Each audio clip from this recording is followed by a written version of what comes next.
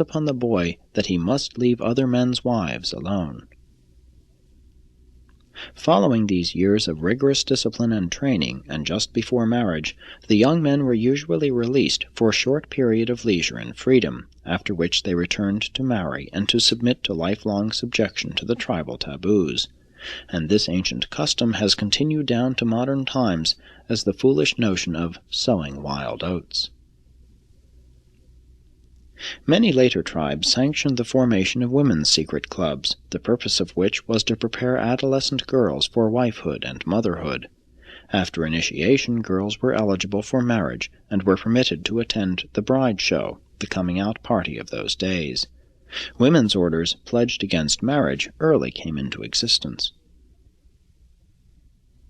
Presently, non-secret clubs made their appearance, when groups of unmarried men and groups of unattached women formed their separate organizations. These associations were really the first schools, and while men's and women's clubs were often given to persecuting each other, some advanced tribes, after contact with the Dalmatia teachers, experimented with coeducation, having boarding schools for both sexes. Secret societies contributed to the building up of social castes, chiefly by the mysterious character of their initiations. The members of these societies first wore masks to frighten the curious away from their mourning rites, ancestor worship. Later this ritual developed into a pseudo-seance at which ghosts were reputed to have appeared. The ancient societies of the New Birth used signs and employed a special secret language. They also forswore certain foods and drinks. They acted as night police and otherwise functioned in a wide range of social activities. All secret associations imposed an oath, enjoined confidence, and taught the keeping of secrets. These orders awed and controlled the mobs. They also acted as vigilance societies, thus practicing lynch law. They were the first spies when the tribes were at war, and the first secret police during times of peace. Best of all, they kept unscrupulous kings on the anxious seat. To offset them, the kings fostered their own secret police. These societies gave rise to the first political parties. The first-party government was the strong versus the weak. In ancient times, a change of administration only followed civil war, abundant proof that the weak had become strong. These clubs were employed by merchants to collect debts and by rulers to collect taxes. Taxation has been a long struggle, one of the earliest forms being the tithe, 1/10 of the hunt or spoils. Taxes were originally levied to keep up the king's house, but it was found that they were easier to collect when disguised as an offering for the support of the temple service. By and by, these secret associations grew into the first charitable organizations, and later evolved into the earlier religious societies, the forerunners of churches. Finally, some of these societies became intertribal, the first international fraternities. 8. Social classes. The mental and physical inequality of human beings ensures that social classes will appear. The only worlds without social strata are the most primitive and the most advanced. A dawning civilization has not yet begun the differentiation of social levels, while a world settled in light and life has largely effaced these divisions of mankind, which are so characteristic of all intermediate evolutionary stages. As society emerged from savagery to barbarism, its human components tended to become grouped in classes for the following general reasons. 1. Natural. Contact, kinship, and marriage. The first social distinctions were based on sex, age, and blood, kinship to the chief. 2. Personal. The recognition of ability, endurance, skill, and fortitude, soon followed by the recognition of language mastery, knowledge, and general intelligence. 3. Chance. War and emigration resulted in the separating of human groups.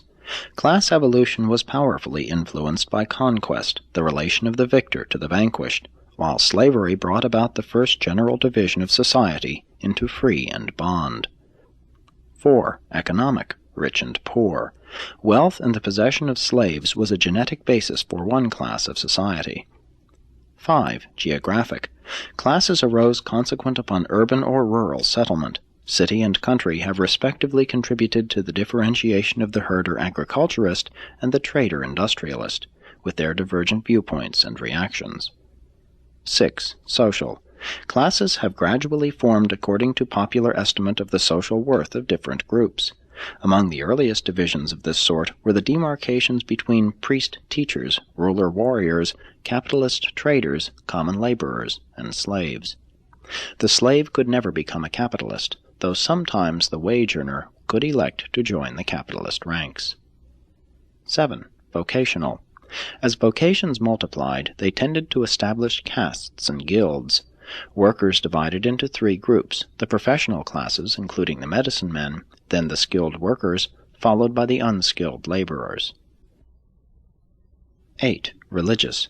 The early cult clubs produced their own classes within the clans and tribes, and the piety and mysticism of the priests have long perpetuated them as a separate social group.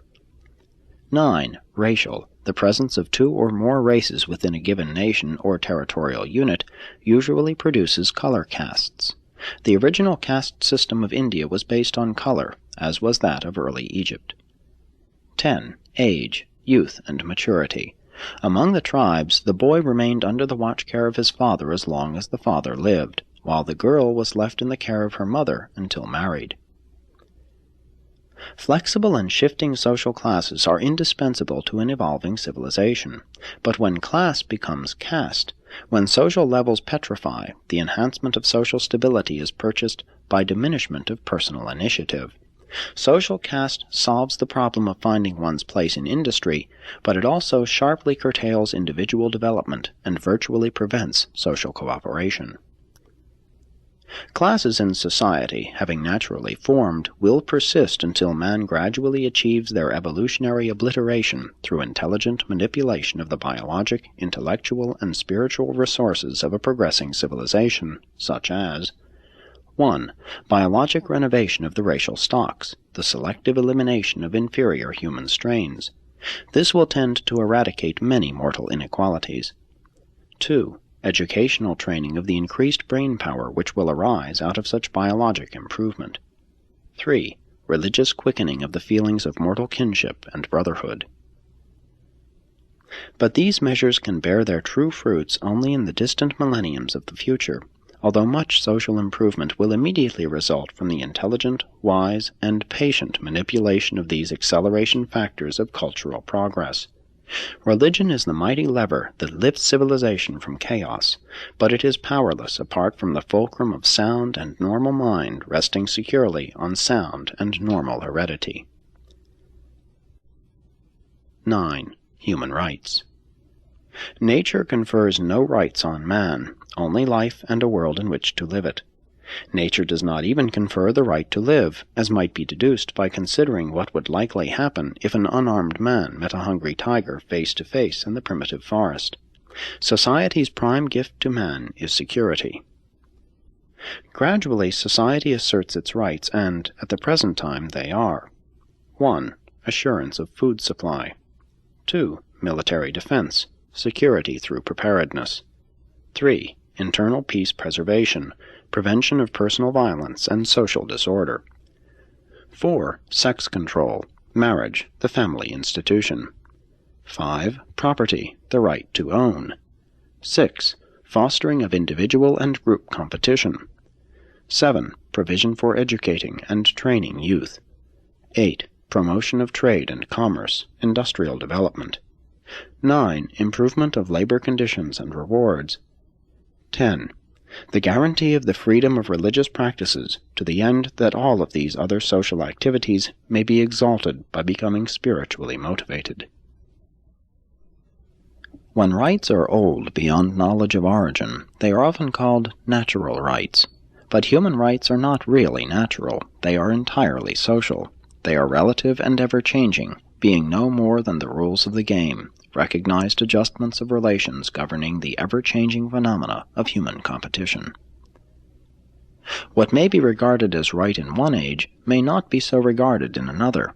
The survival of large numbers of defectives and degenerates is not because they have any natural right thus to encumber 20th century civilization, but simply because the society of the age, the mores, thus decrees.